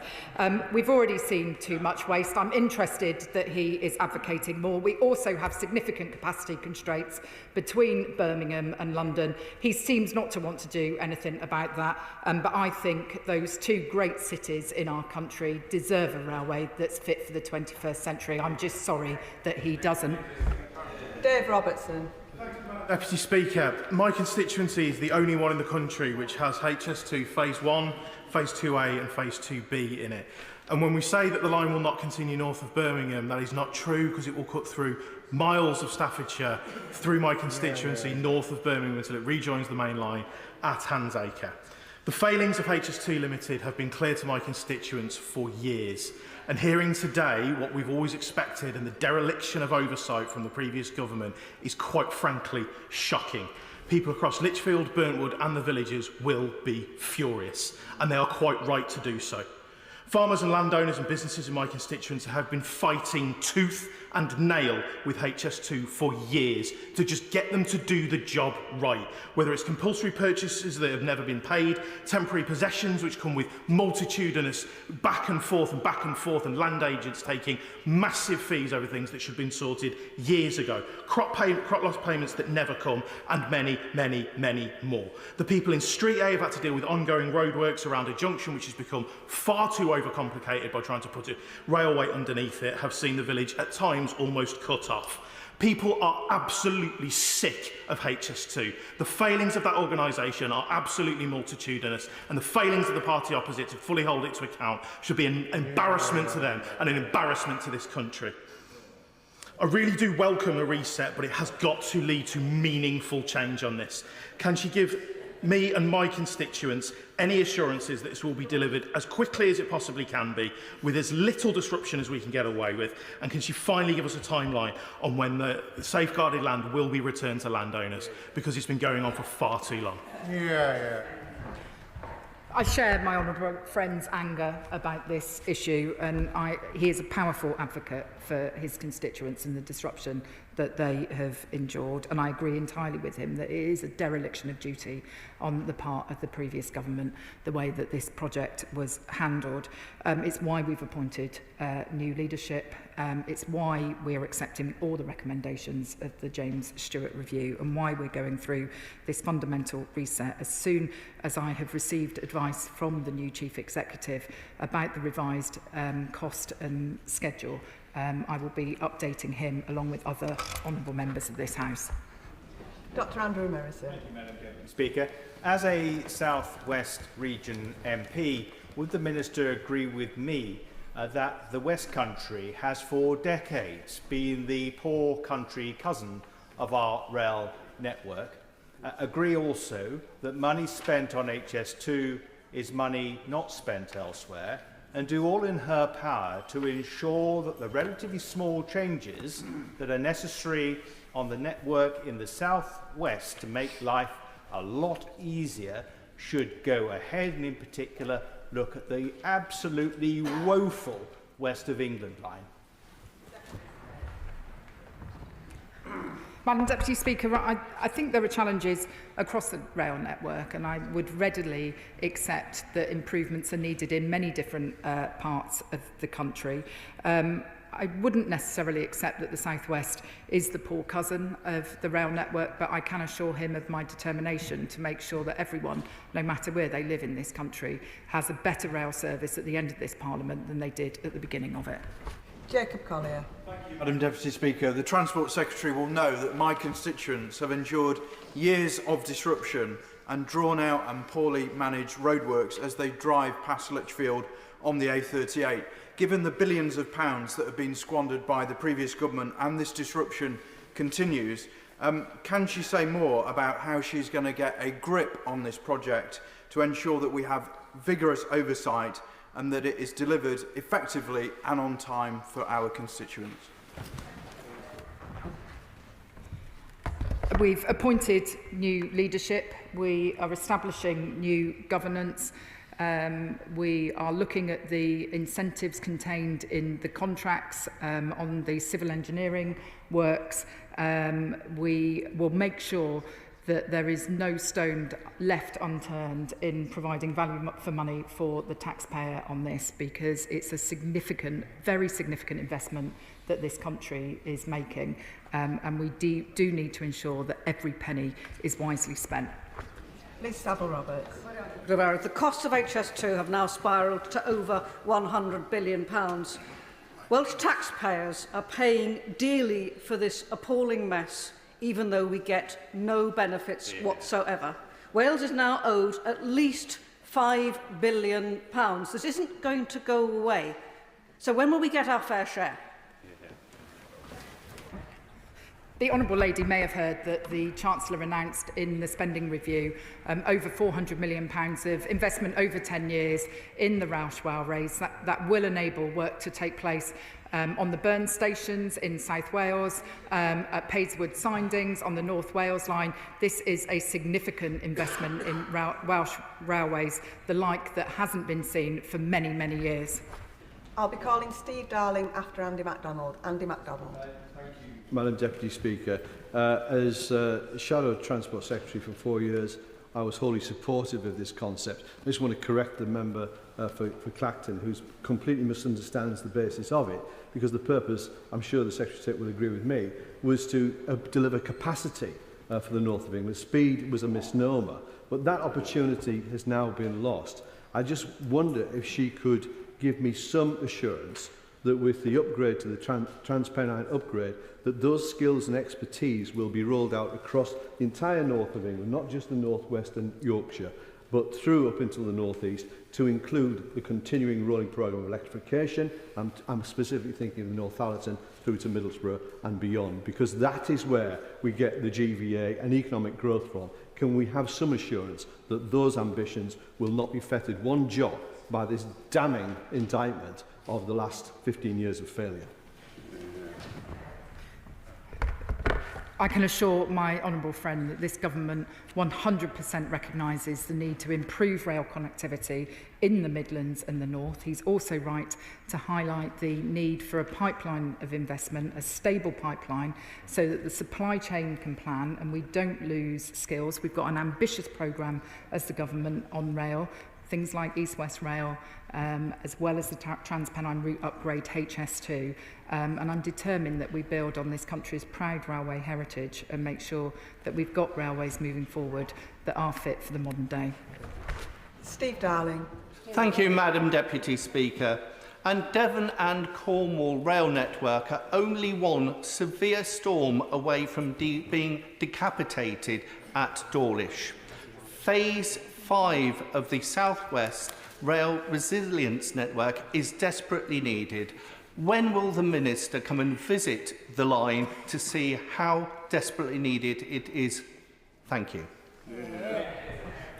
I do know that Dawlish is a very beautiful part of the country, and so I am very tempted to take him up on his invitation. I know this is the second time in this statement that the issue with the Dawlish programme has been raised. I undertook to his colleague to speak to the Rail Minister about that subject, and I will come back to him in writing at the same time as I do to his colleague. Nick Smith. Madam Deputy Speaker, can I thank the Secretary of State for her statement today.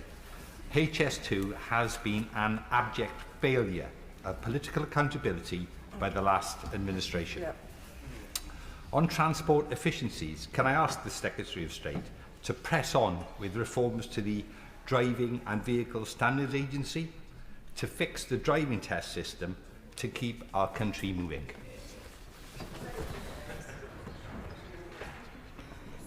We do have a really important programme of work across all the arm's length bodies of the Department for Transport, including DVSA. It is really important that we provide public services in an efficient way and an effective way.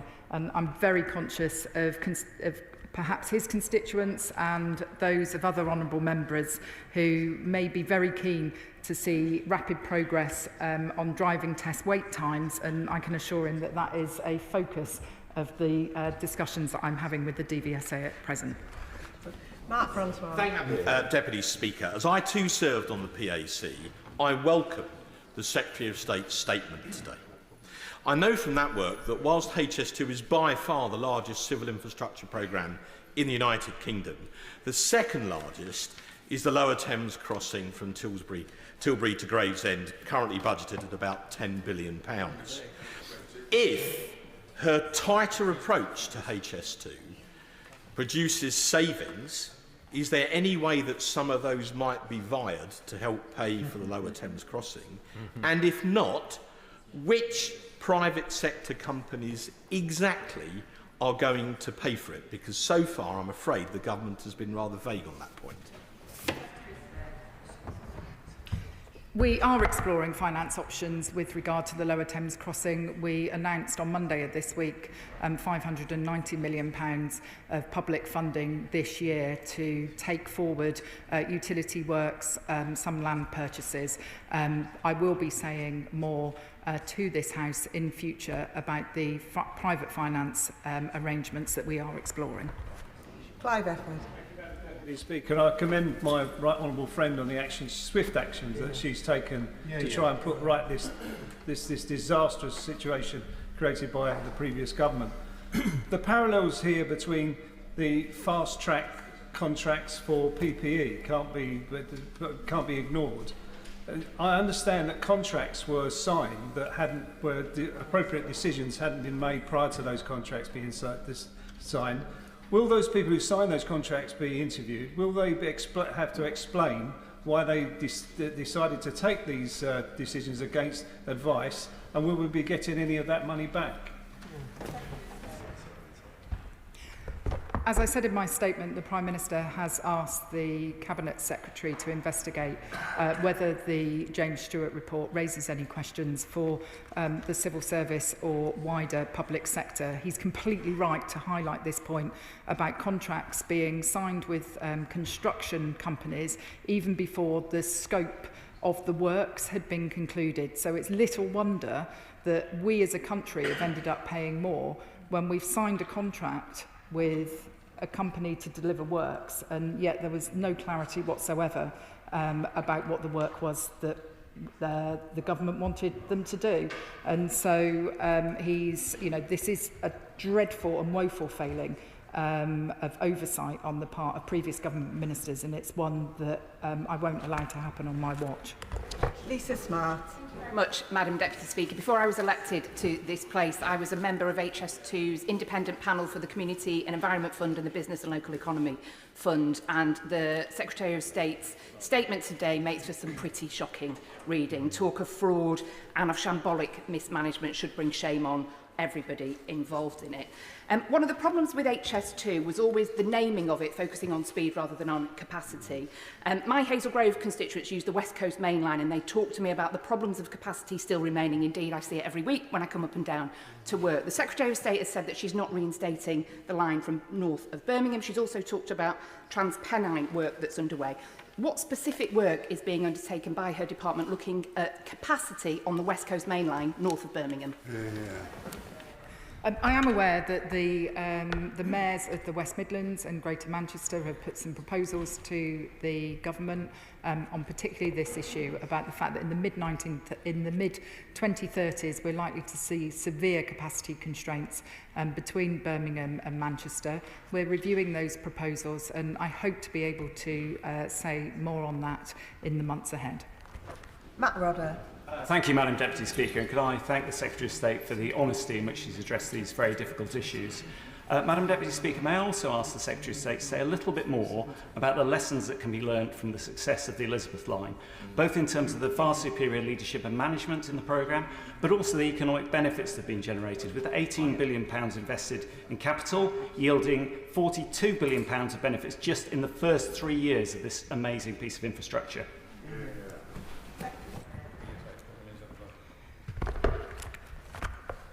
I must admit that the delivery of the Elizabeth Line, whilst it was one of my proudest achievements when I was serving as the Deputy Mayor for Transport in London, it wasn't without its challenges as well.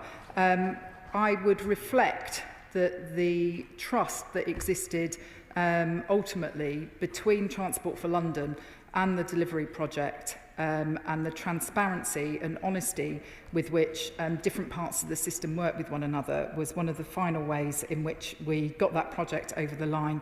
And it was one of the proudest days for me to see Her Former Majesty Queen Elizabeth come and open the Elizabeth Line at Paddington shortly before she passed away. There is a lot of learning that we need to take from Crossrail, and we are doing that, and we are determined to get on and see this railway opened. Blake Stevenson. Madam Deputy Speaker, East West Rail is due to travel through my constituency of Mid-Bedfordshire on the historic Marston Vale line. Can the Secretary of State set out how she'll ensure that the mistakes made on HS2, and we've heard some shocking stories today, won't also be made on East West Rail? I'm afraid there's very little confidence in the East West Rail Company, and it's important that my communities are listened to and that we ensure that we deliver this infrastructure faster at lower cost, and that people who are impacted are properly compensated. The nature of East West Rail is fundamentally different from the construction of HS2. He will know that it has been delivered in 3 phases. It's only the latter phase of that between Bedford and Cambridge which will actually necessitate the construction of new track. I know the Chief Executive of East West Rail, David Hughes, is determined to deliver that scheme rapidly, offering good value for money to the taxpayer and making sure that he properly engages with communities. If there are any particular issues that the Honourable Gentleman is concerned about, he should raise those with me, and I will gladly speak with the leadership there. Luke Charters. Madam Deputy Speaker, on Public Accounts Committee I asked HS2 bosses what I thought was a relatively simple question. How much are they spending on newt mitigation? And they could not give an answer. And similarly, Madam Deputy Speaker, I can confirm to the House that I have information that suggests that the so-called back tunnel is well north of the purported £100 million in cost. So can I commend the Secretary of State for her leadership that she's shown today, and will she hold HS2 accountable for some of these batshit crazy costs?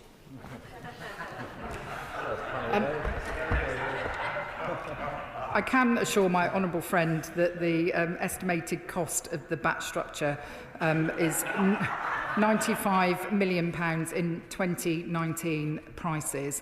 And I agree with him that we cannot have a regime of environmental mitigations where this sort of thing continues to happen. The government has put forward significant reforms in this space, and we will continue to monitor the need for further changes so that we can deliver infrastructure in a better way. Ayub Khan. Thank you, Madam Deputy Speaker. Can I welcome and thank the Secretary of State for giving a candid and transparent statement to this House. In relation to Birmingham, in fact, I'm the only Birmingham MP here, I'm quite surprised.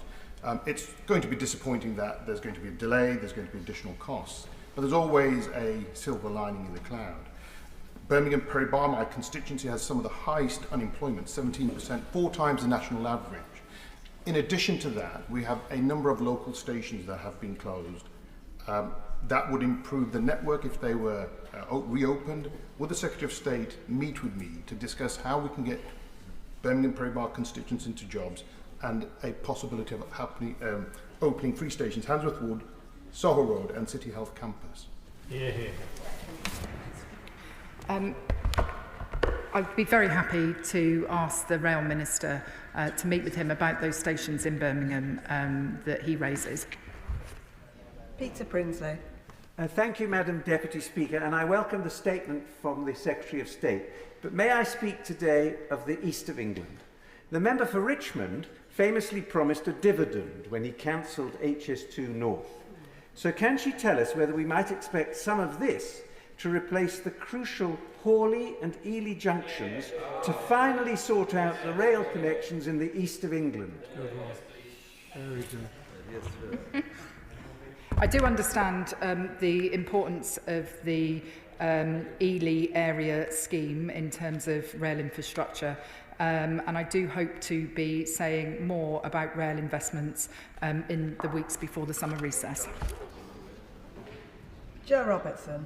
Thank you, Madam Deputy Speaker. Could the Secretary of State set out what steps she is taking to ensure that infrastructure like the £100 million BAT tunnel won't be included in future projects, such as East-West Rail?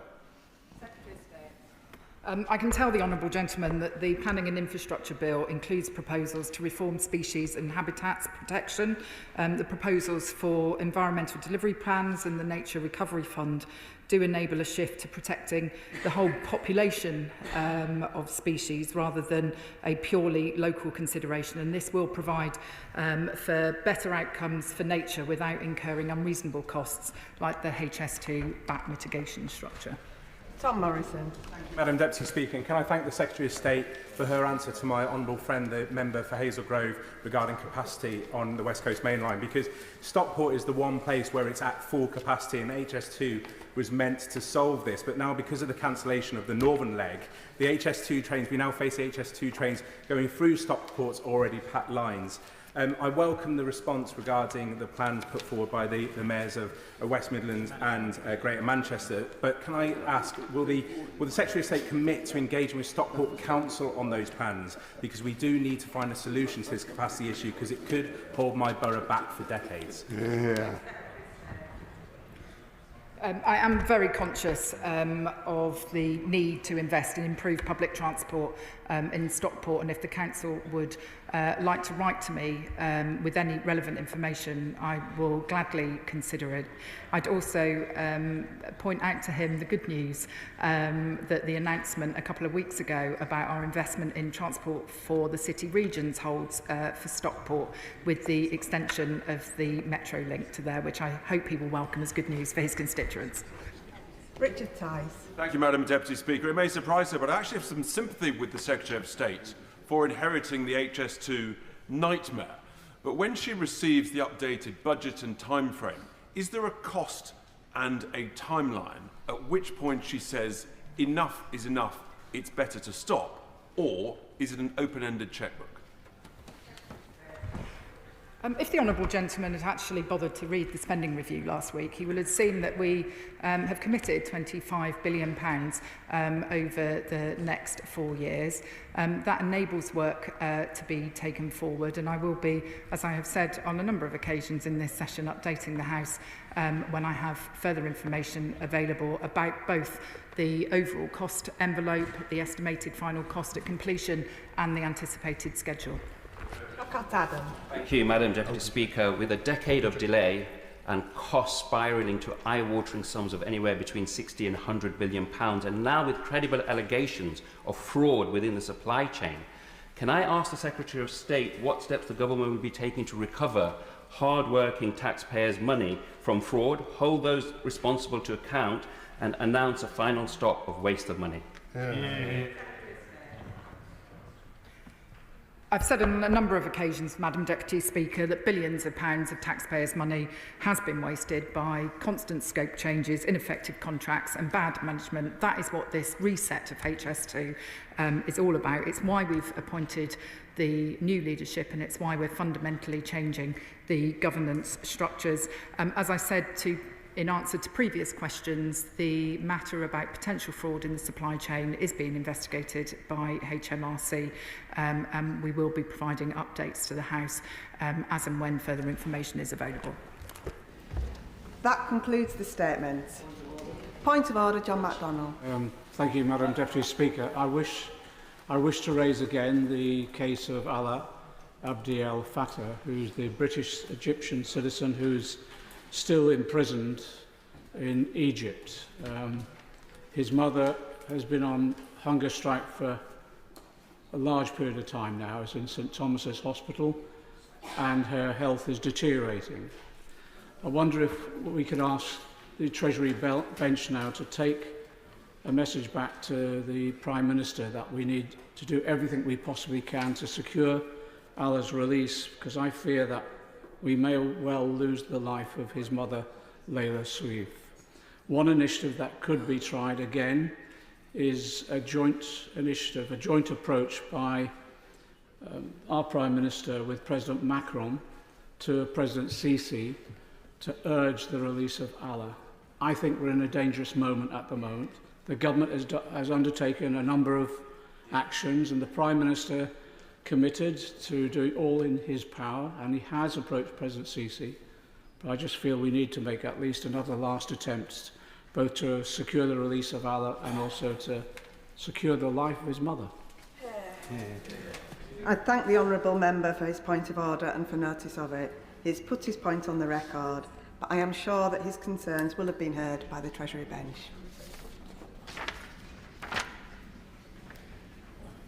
Presentation of Bill, Secretary Liz Kendall. Universal Credit and Personal Independence Payment Bill. Second reading, what day? Tomorrow. Tomorrow.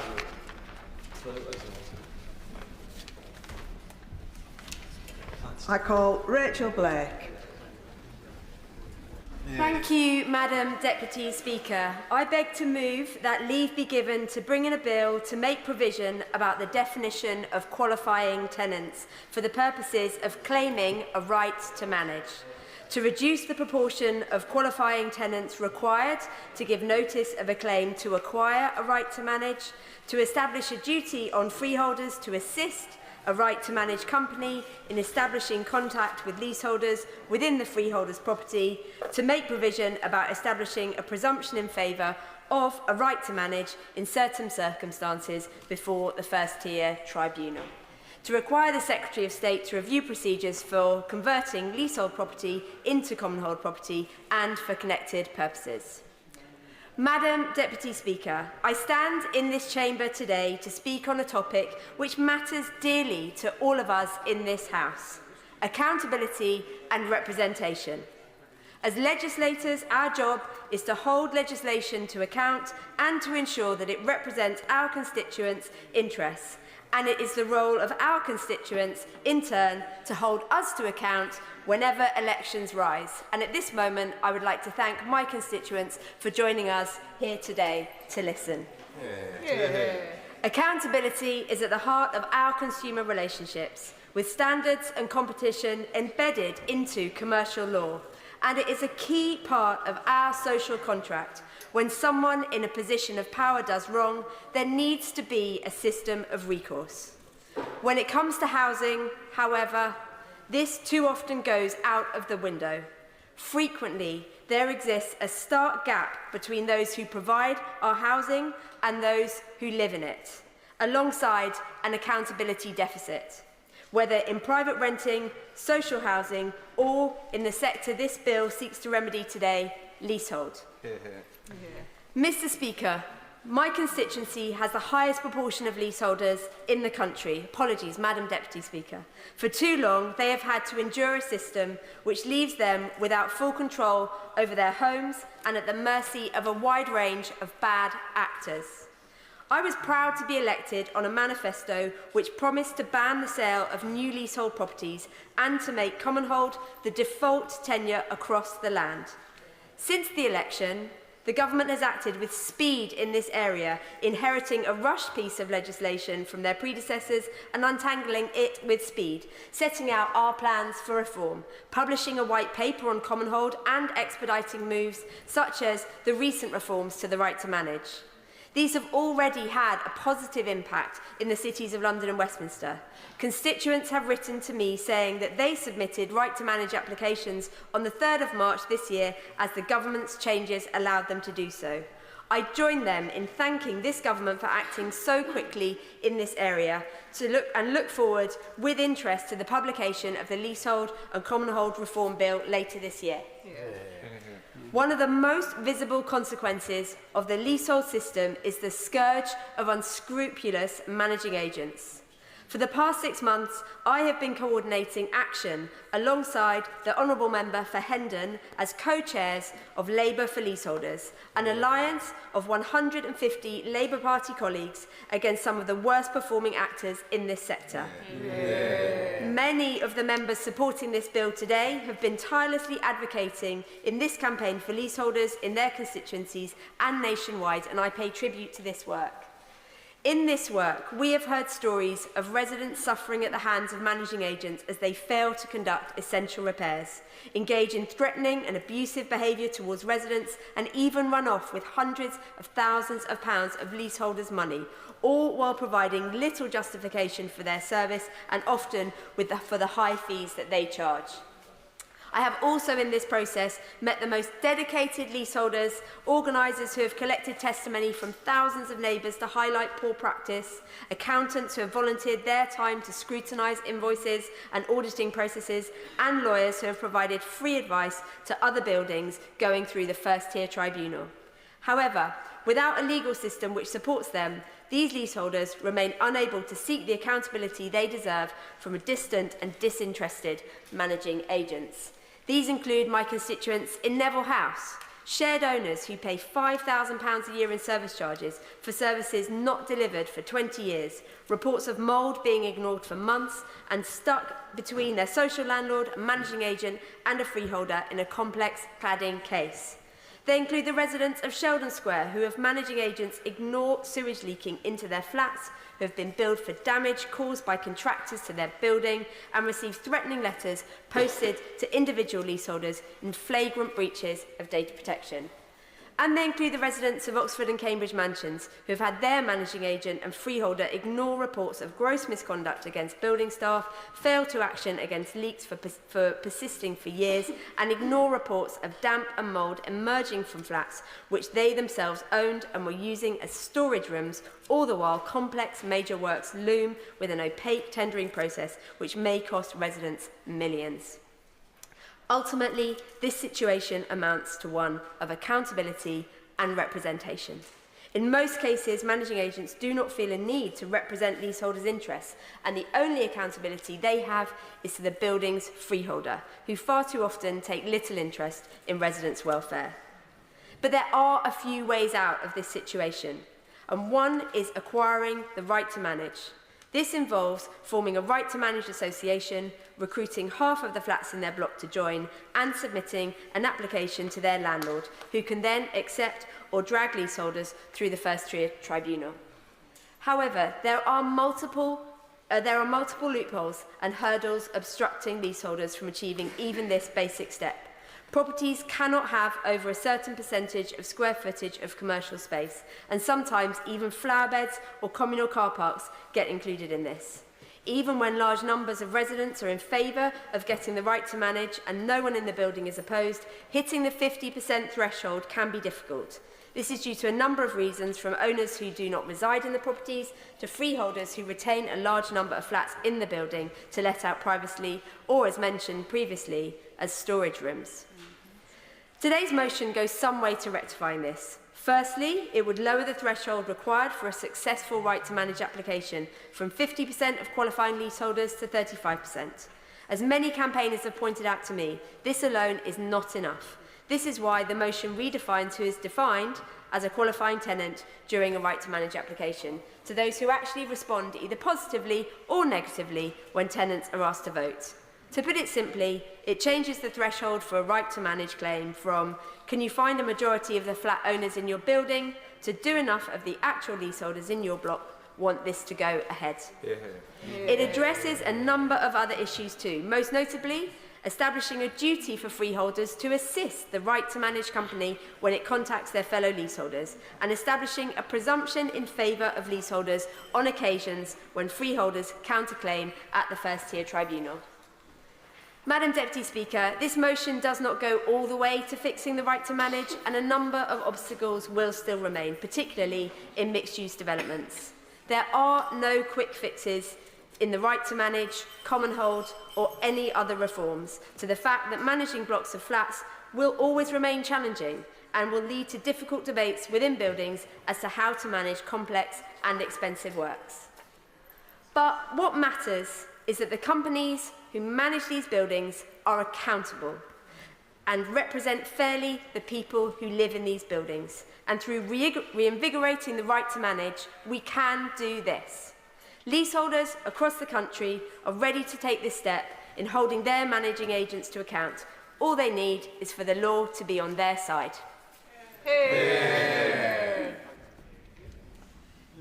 The question is that the honourable member have leave to bring in the bill. As many as are of that opinion say aye. Aye. Of the contrary, no. I think the ayes have it. The ayes have it. Who will prepare and bring in the bill? I will. Can you read the names of the sponsors as well, please? Lizzie Collins, Dr. Becky Cooper, Deirdre Costigan, Emily Darlington, Marcia de Cordova, Anna Dixon, Amanda Hack, Jane Kirkham, Uma Kumaran, Sarah Russell, Yuan Yang.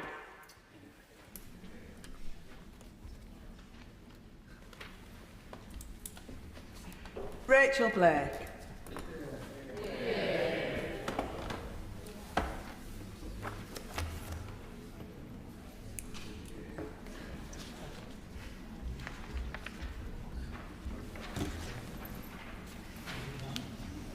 Thank you. Right to manage and leasehold bill. Second reading, what day? 4th of July. The 4th of July. The clerk will now proceed to read the orders of the day. Crime and policing bill, as amended in the Public Bill Committee, to be further considered. Now. We will begin with new clause 2, with which it will be convenient to consider other new clauses and amendments as listed on the selection paper. I call Tonia Antoniazzi to move new clause 2. Thank you, Madam Deputy Speaker. I was proud to have stood on a manifesto pledge to halve violence against women and girls in a decade, and I know colleagues on the front bench take this extremely seriously. There are significant measures in this bill on intimate image abuse, stalking, spiking and the sexual exploitation of children, and I know these mark only the beginning of the government's mission to tackle these shameful crimes. As a national inquiry into child sexual exploitation perpetrated by grooming gangs rightly gets underway, we must now also confront the adult sexual exploitation being perpetrated on an industrial scale by pimping websites and men who pay for sex, both of whom currently enjoy near total legal impunity. Laws against the commercial sexual exploitation of adults in this country are outdated, unjust and totally ineffective. In fact, our current legal framework creates a conducive context for commercial sexual exploitation, a failing that overwhelmingly affects women. Pimping websites which function as massive online brothels operate openly and freely, supercharging the sex trafficking trade by making it easier and quicker for exploiters to advertise their victims. These online mega brothels make millions of pounds every year by advertising thousands of vulnerable women from across the world for prostitution in the UK, and sadly our legislation allows this. Men who pay for sex, so often left out of conversations on prostitution and sex trafficking, but who are the beating heart of this brutal trade, abuse with impunity. Their demand and their money drives the sex trafficking trade, yet we are doing very little to deter them. So let us start that process today by making it crystal clear as a Parliament that it is not possible to buy sexual consent. Giving someone money, accommodation, goods or services in exchange for sex acts is sexual exploitation and abuse. It is never acceptable and we need to change that. I will. thank the Honourable Lady for giving way and commend her for bringing this forward and the party for bringing it forward as well. The Honourable Lady is probably very well aware that we in Northern Ireland, through Lord Morrow, through the Assembly some time back, have brought in legislation specifically, the first time in the United Kingdom for that to happen. Has the Honourable Lady had an opportunity to look at that legislative change we had at Stormont? Because I think what the Honourable Lady is bringing forward today is more, even better than what we had originally tried to get at the old Stormont at the Assembly. And does the Honourable Lady feel, in all honesty, that women will be protected from sex exploitation, as very, very clearly, as she has said, that they should be? Member for his contribution, because he's right to say that there is excellent good practice in Northern Ireland, which is something that my select committee is actually looking at the moment, and which he may be interested in as well. What we currently have, however... Yes. Thank her for giving way. Why should we implement this model on the on sex work when the evidence from the Republic of Ireland and Northern Ireland shows that it has increased violence towards sex workers? Well, I think it's very obvious that the Honourable Member and myself don't actually look at it through the same lens. For me, it's prostitution and not sex work. So I think we need more, or we need to see some more examples of that actually being used. Because what we currently have, however, is a situation where sex buyers enjoy near total impunity, while the vulnerable women they exploit can face criminal sanctions if they solicit on the street. The state hands out fines to women in a self-defeating effort to stop them soliciting on the street, ignoring the question of where these women are most likely to earn the money to pay their fine. Sanctioning victims of sexual exploitation is counterproductive and a barrier to seeking help and exiting this ruthless trade. That is why, Madam Deputy Speaker, I have tabled amendments NC2, NC3 and NC4. NC2 would make it a criminal offence to enable or profit from the prostitution of another person, online and offline, thereby outlawing dangerous pimping websites that are fuelling demand and facilitating sex trafficking. NC3 and NC4 would together shift the burden of criminality off victims of sexual exploitation and on to perpetrators.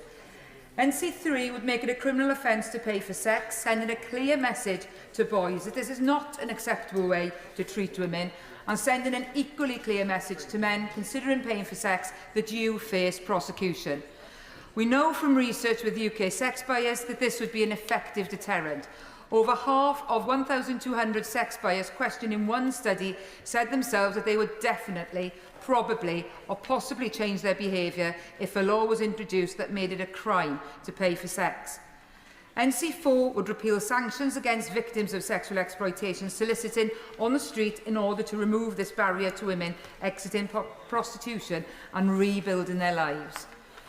It is also widely agreed that the expunging of criminal records of Section 1 offences is necessary to end the unjust stigmatisation that these women continue to experience.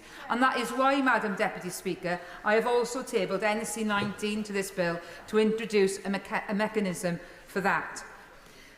The Home Affairs Select Committee has recommended that the Home Office should change existing legislation so that soliciting is no longer an offence, and legislate for the deletion of previous convictions and cautions for prostitution from the record of sex workers by amending the Rehabilitation of Offenders Act.